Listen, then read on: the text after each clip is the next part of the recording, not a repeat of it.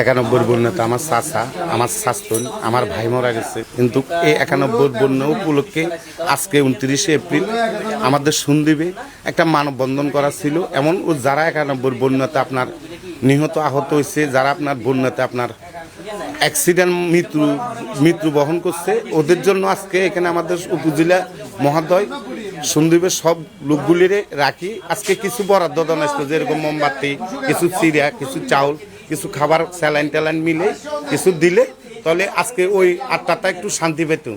আমি দেখছি 91 বন্যা কি ভয়ানক বন্যা। আমি দেখছি 29 এপ্রিল কিভাবে সন্দ্বীপের মানুষ আপনার দুর্ভোগে আপনার কষ্ট করছে।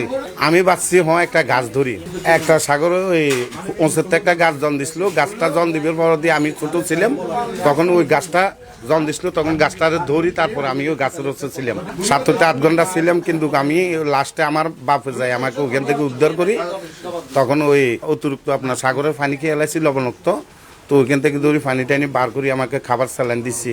তারপরে সরকারিভাবে আপনার কিছু ওই স্যালাইন ট্যালাইন দিবের পরে দিই, তখন আমরা এখানে আমার মা বাপ সবাই সুস্থ হচ্ছি। কিন্তু আমার বোনটারা হারাইছি, আমার চাচাটারা হারাইছি, চাচার তো বোনকে হারাইছি, চাচার তো ভাইকে হারাইছি।